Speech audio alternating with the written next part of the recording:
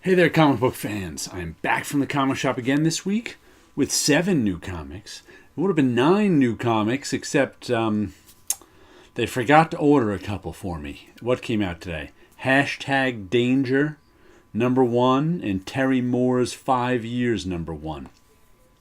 They're reordering them for me, so I'll get them in a couple weeks, and they'll be on my pull list, but oh well. 7 is good enough. First one is that 25-cent issue, Year of the Villain.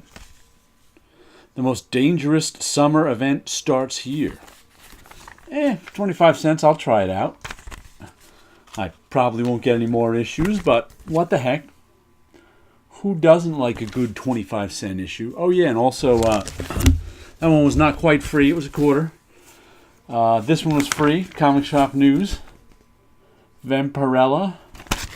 See who did this. Is there a signature on it? Oh, is that Frank Cho? I think that's Frank Cho because that's the way he's been drawing fabric lately. With all those lines. Pardon me. So it's like, I may not recognize the actual figure, but I recognize the drapery style. Vampirella, aided by Priest in 50th anniversary celebration. There we go. Is that Christopher Priest? And we got more stuff coming in. We got Invisible Woman hanging out there. Invisible Woman #1. Star Pig. Okay.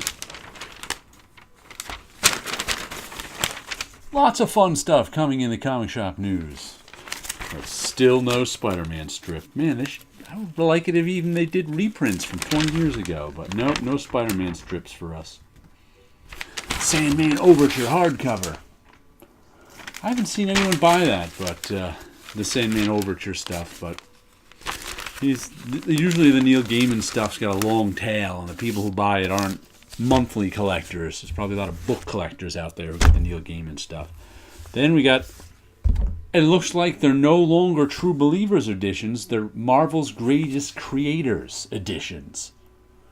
I don't know why they changed the title. I wonder what it says in the indicia. Let's see. Marvel's Greatest Creators, Avengers, Origin of Mantis.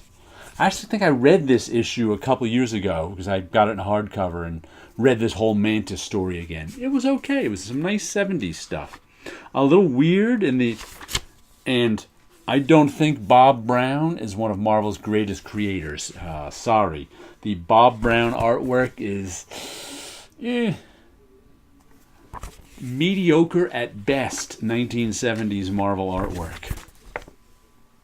So, nothing terribly exciting about the artwork, but, fun story. Who's inking him? Don Heck is inking him. I'll give it another read. I like these Marvel's Greatest Creators editions. Boy, that's a mouthful. I didn't pre-order this one. I picked it up off the shelf because I had a copy. I figured why not. I was never a huge fan of the Hulk Well, I haven't been a huge fan of the Hulk since I was a child, actually, but I'll read one of these, was it Gary Frank and Peter David issue? I mean, I was just never, Peter David put himself in the comic, it looks like. He's the priest. Peter David is one of those writers, I can take him or leave him, which usually means I leave him. I don't think he's bad by any stretch of the imagination. He's actually a pretty darn good writer, but he just hasn't written a ton of stuff that I'm terribly interested in since I buy mostly indie stuff. I have a friend who swears by, he's one of his favorites, been one of his favorites for years, so I've read a bit of it. And like I said, he's a good writer. He just doesn't write stuff to my taste. Then we've got Outcast issue 41. What are you going to do with this on? 45, I think? We're almost to the end of the story. It's a weird cover. Blue, orange, and black. A wraparound? Not quite. Enjoying Outcast. Can't wait to see how it... I always hated these little inset boxes, though. They drive me bonkers. There's always these little, like, right here, that fist. And I'm told that that's in Robert Kirkman's script. He likes to... oh, my God. I wish I could get an edition without these little inset boxes. I find they just wreck the storytelling a lot of the time. So they're just like a... Whoop. I don't want to spoil it. I saw a big double-page spread, but I didn't look at it closely. Outcast. Oh, look at this. Hillbilly Red-Eyed Witchery from Beyond, Part 4 of 4.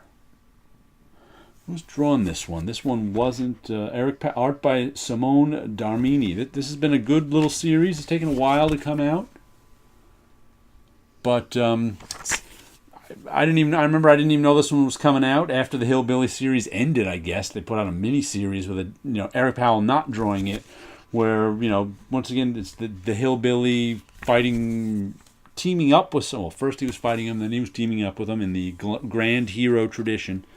And ran into this whole town full of alien witches, monsters, I think. Red-Eyed Witchery from Beyond. I think they're actually from another planet. They might be aliens. And they took over this whole town, blah-de-blah-de-blah. But it's been a good story. If you want to read some Hillbilly, that's a good one to read. Ah, look! It's Paper Girls. Issue number 28. Wraparound. This one's coming to an end. I think there's 3 issues after this, 28, 29, 30, or this is the 3rd issue back. I think it was only going 6. So 31 is the last one. That seems like a weird issue to end on. You'd want to end on 32, but I don't remember. Some nice artwork. Cliff Chang, right? Yep, Brian K. Vaughan writing it. It's a time travel story. Time travel stories often make little sense to me. I like time travel stories to pick the rules and stick by them. Some of them say you can change the past. Some of them say you can't change the past. I'm okay with either one of those as long as you stick to it. This one, last issue we learned, time is like an old cassette tape. You can record over it, but only so many times before it degrades. What it degrading means, I don't know. But like time travel stories just hurt my head. They just never make any sense. But I'm okay with them sometimes. Like this one, I'm okay with, just because there's not really too much time travel mechanism stuff in it. There's just they go to the past, they go to the future. The people in the future are fighting the people from the past, but they're both our future, and we want to get to our past. Sort of stuff. So it's really not hard sci-fi time travel kind of thing, but sometimes the soft time goes wrong too. But I've been enjoying it, but it'll come to an end. This is also one of those I sold the first 25 issues of them because I was like, you know what, I'm never going to read these again. I enjoy reading them once. I don't need to read them more than once, so I'll enjoy reading this to the end, and then I'll never think about Paper Girls again. The Walking Dead. What issue is this? 191. I heard there's a big dramatic something at the end of this issue, so I won't go stop and spoil it for myself or for you. Am I looking too far into it? I left with a cliffhanger. I guess that means some important people are going to die at the end of this issue. That's what I think it means, but I won't know until I read it. Walking Dead, if you don't know about this by now, I don't know how I'm going to help you. Now we'll show you a little bit of artwork, some stuff I got done. This is the first one, Dreams of Things number 71, and this one came out very, very strange. I don't know how I feel about this one, because it's just... You know what it is? I draw faces all the time, so I draw something without a face. It makes me uneasy. It makes me not like it as much if there's not a face. I don't know why that is. That's just the way it is. But I kind of like the way it comes. I like the way it looks on screen. All those colors seem to be working together on screen. But like I said, without a face, it makes me uneasy. The other one I did this week was Dreams of Things 72. Nice face there. This one I like because the colors got crazy on it. I mean, they just... I like the way all the colors work.